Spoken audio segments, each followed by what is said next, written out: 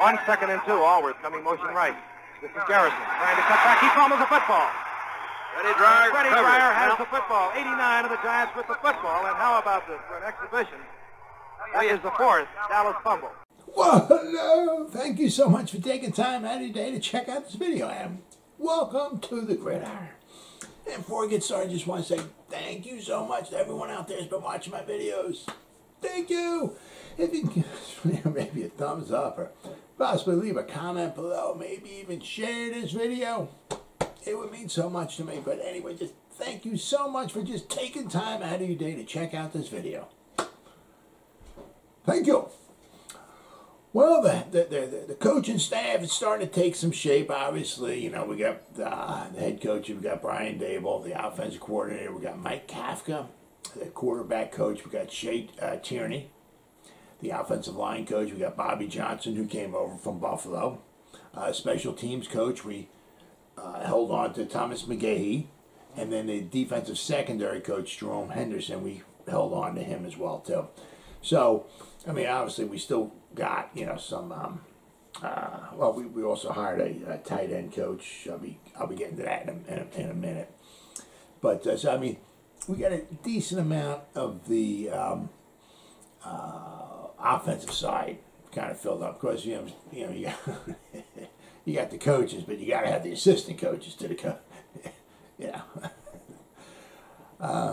But it doesn't. It's not necessarily, you know, how many coaches you have. You know, I guess it's the quality maybe of the players, but it's also the quality of the coaching. I mean, because I think last year with Judge, I think we had like 22 or 23 coaches, assistant coaches, or something like that. Maybe 24. I forgot what the number was. I mean, we were like one of the tops, if not the top, as far as having coaches, and we won 4 balls. So, I mean, it's not like, you know, we got to have more coaches, you know what I mean? But the defensive side of the ball, we got to start filling out. Now, that leads you to, you know, because obviously once we get the defensive coordinator in there, then because we're going to get the middle linebackers, I guess, maybe the outside linebacker coaches, the defensive line coach, so. But, so we still have quite a few holes to fill, you know, especially on the defensive side. Now, Burton Burns, the Giants, I guess I want to call him former running backs coach, is expecting to retire. So, so we're going to be needing a new running back coach. Now, we offered the job to Deland McCullough, but he turned us down.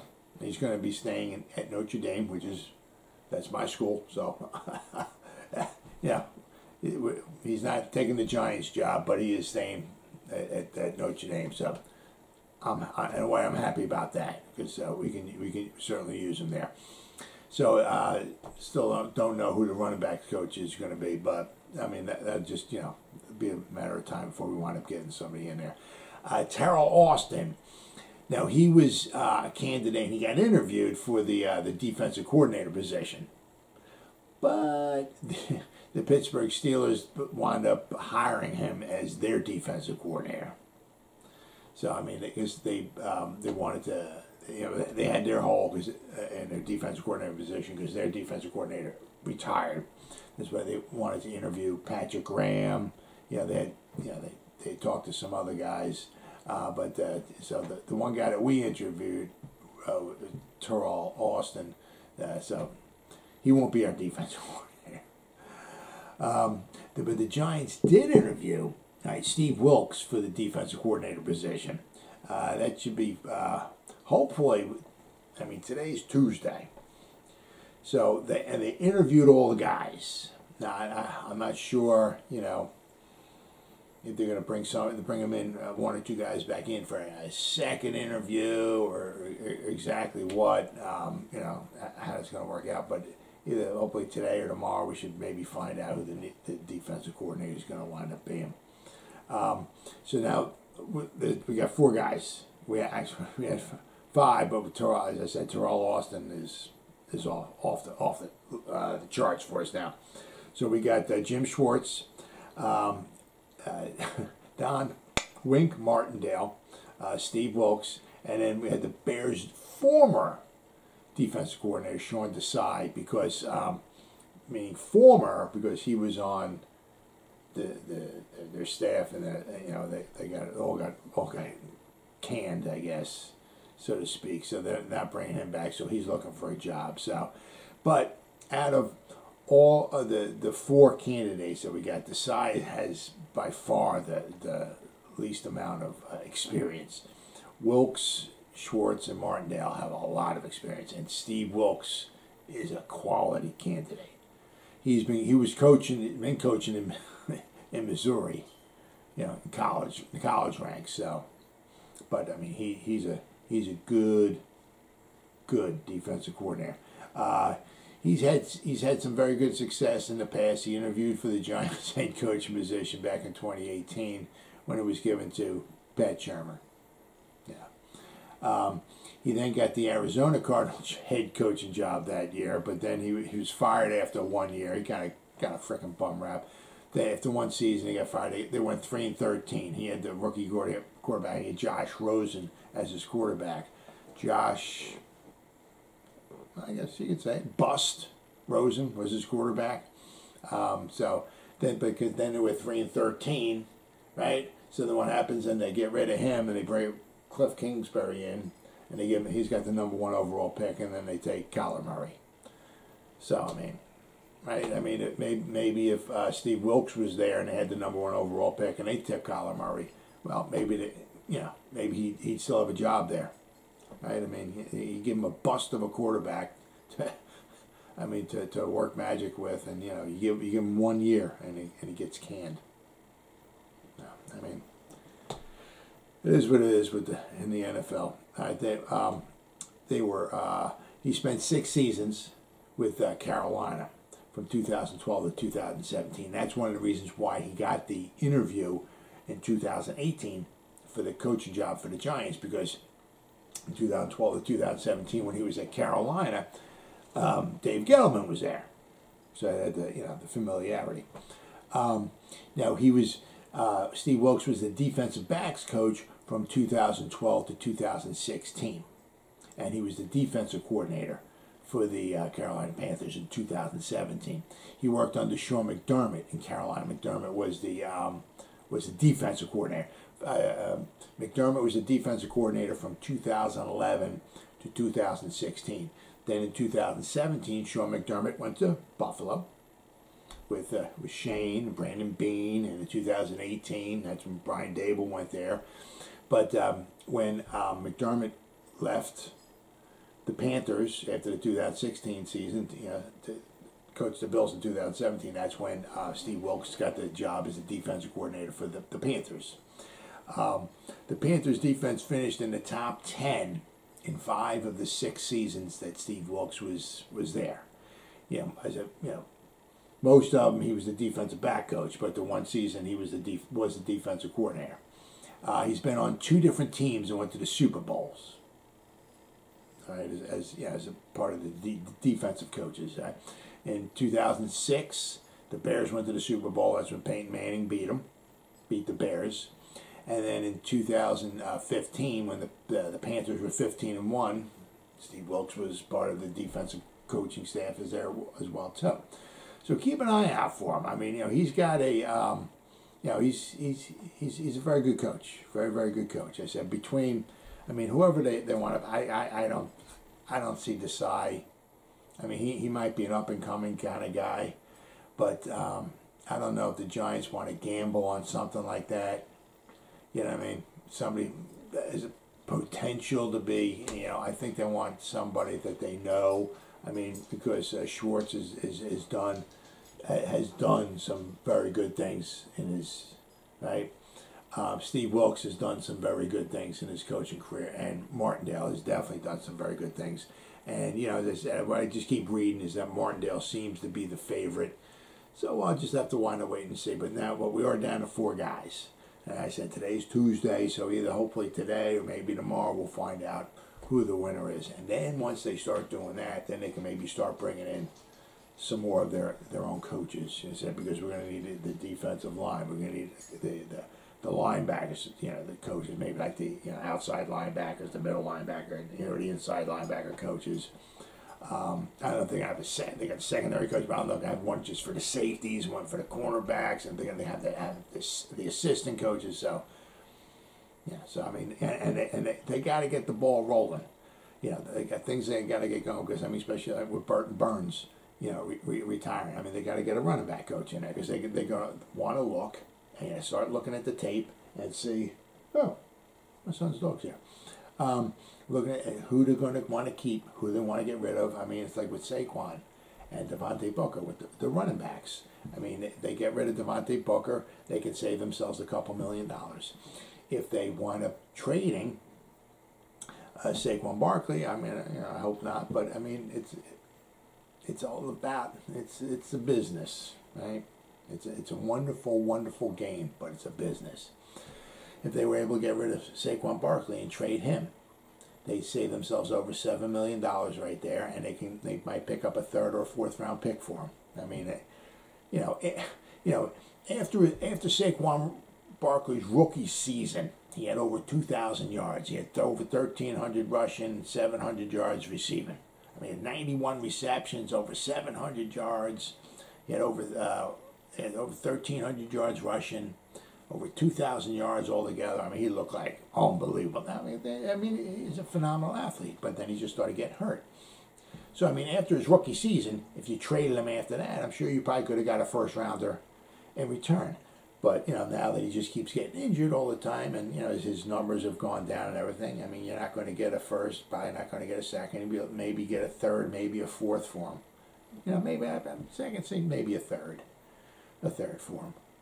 You know, that might be fair. I mean, especially because he's still on his fifth year, so he's cheap. He's, you know, relatively cheap. I mean, you know, he's not on a big term contract or anything like that. So, but I mean, they got to start bringing guys in because they got to start looking at tape, see who they want to get rid of, who they're going to start chopping down because they got to get rid of some guys. They got to start getting some money, saving some money for the salary cap. So I mean, and then, you know, perhaps in free agency as well too. I mean, I don't know who or what. I mean, they might maybe if they get rid of a bunch of guys, you know, maybe might be able to make a nice little splash on maybe somebody. You know, if they think there's a nice centerpiece. You know, I mean, I don't know, you know, I mean, it'd be a shame to get rid of like Blake Martinez and then go out there and sign a middle linebacker. You know, you know. But I mean, they'll be bringing in their own guy, I guess. Or to get rid of James Bradbury and then go out and sign a top-notch cornerback. I mean, what I could see is like maybe getting rid of, a bunch of guys, getting some money, maybe making a splash, maybe on an offensive lineman. You know, I mean, maybe get one or two offensive linemen early on in the draft in the first few rounds, first, second, or third round, because this draft here coming up is what I've been hearing, watching on YouTube and reading and all and everything. It's a nice deep class. Some of what I've been hearing is there's a bunch of offensive linemen. But like what they're valued at, there may be, like compared to some of the classes in the past, like we're going to have some guys getting picked in the top 10, obviously, as far as offensive line, but maybe they're not quite as good as some of the players in the past, So if the Giants were to maybe trade back, that may not be a bad idea. Or if they picked up an offensive lineman in the second round, or maybe one in the third, or something like that, there's some good quality there. But I mean, they got to start, they got to start getting the ball rolling here. But anyway, then it leads me to my last point here is we got the tight ends coach. I know, it's all nice. They just landed a tight end coach. I know it's not, Andy Bischoff, okay? I know it's not a very sexy topic to be talking about the tight ends coach, but he replaces the former tight end coach, Derek Dooley. We didn't want to, I guess, renewing his contract. I guess Shane, doesn't, not going to re-sign him. So we got Andy Bischoff, all right. But, so he's NFL coaching career started in 2013 and 2014 with the Bears. He spent 2015 to 2020 with the Ravens, right? Also, with Wink Martindale too. Don Wink Martindale is there too. But 2018 to 2020, he was their assistant tight ends coach. 2021, he went to the Texans, and he was their tight ends coach. He was let go with David Culley. They both got because after David Culley, coached for 1 year, he got the shaft. He got fired, so he got let go. So Andy Bischoff got let go as well too. So, but for 2021, Andy Bischoff was the Texans tight end coach. Right, but why is this kind of important? Right. The Giants, after, Shane gets rid of all these guys, we may not have many tight ends, if any. I mean, we might have like Rice and John, Levine Toilolo. I mean, we're not going to have anybody, to really be like a centerpiece. I mean, somebody, that's our tight end. I mean, so we're going to have to go, quite possibly draft somebody and build them up. I mean, because you figure Evan Ingram, now you figure I got top 3 guys, right? You got Evan Ingram. We can't afford to re-sign him. Somebody will sign him, but ain't going to be us. We're going to let Kyle Rudolph go after 1 year. We'll save us $5 million. And then if we let Caden Smith go, we're going to save like a little over $2 million, I believe it is, if we let him go. So, I mean, you can't sign Evan Ingram. If you let Smith and Rudolph go, there's like $7 million right there you'd be saving yourself toward the cap. So that's huge. So then you're going to wind up signing somebody, or maybe on the cheap, really, really cheap. But I mean, also maybe wind up drafting somebody like in the 3rd or the 4th round to develop. And that's where Andy Bischoff would wind up coming in play. I don't know if there's anybody like exceptional. And I don't think the Giants in the 1st or 2nd round. I mean, we got so many, holes, especially after we wound up letting guys go. I can't see us taking a tight end like in the 2nd round, maybe the 3rd or maybe the 4th. I mean, there's some good quality tight ends, kind of maybe not like upper echelon in the 1st round, but I mean, 2nd, 3rd, 4th, there's some decent tight ends in there which you can maybe bring in and have a good quality tight ends coach develop them. Now he helped Bischoff help develop the tight end Mark Andrews from the Ravens. Dude, guys are freaking man. I mean, be built. God, man, built like a brick, shit house, right? I mean, he's a monster. I mean, man, he was a former 3rd round pick in 2018. He's a 2-time Pro Bowler. All right, so you got 2018, 19, 20, 21. So 4 years. He's been in the Pro Bowl twice. 2019, 2021. He was in the Pro Bowl. This past season, he was a first-team All-Pro. 2019, when Bischoff was there, Andrews led the league, the tight ends, with 10 touchdown receptions. Yeah, he led the whole the tight ends with 10. I mean, we got some pretty good tight ends out there, and he was number 1. And this is also number 1 on a team that likes to run the football. So, I mean, with Jackson, I mean, Ravens like to run the ball, right?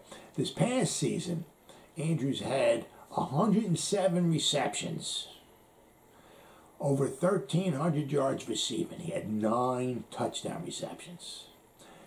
75 of his 107 receptions went for first downs. I mean, the dude is just a beast. I mean, it's amazing. As I said, I mean, they had so many injuries. I mean, Jackson was hurt and all that and everything, and he just kept plugging away. I think he's only missed a few games too. But I mean, he was somebody in the 3rd round. Nobody super duper exceptional. I mean, I don't know if anybody thought really highly of him, but you just have somebody come in and develop him, and that's what Bischoff was one of the people to help do that. So it might be huge. I said, if we get somebody, because we're going to need a tight end. Right? I mean, after we get rid of the guys, even if we keep Caden Smith, I mean, it's like right? I mean, we could use a good tight end. So don't be if in the third or fourth round we wind up picking up a tight end this year, and I said, then we have somebody there to develop them, because, you know, we certainly need that. But I mean, we got to start filling out the rest of the coaching staff, and it's going to all start hopefully by either today or tomorrow. We'll wind up finding out who the next defensive coordinator is in the New York Giants. But you know, once again, keep your eye on Steve Wilks, because he's a good quality defensive coordinator. And if we wind up picking him, I don't think he'll disappoint. Well, as always, guys, thank you so much for taking time out of your day to check out this video. You guys stay safe out there and go Giants. Woo!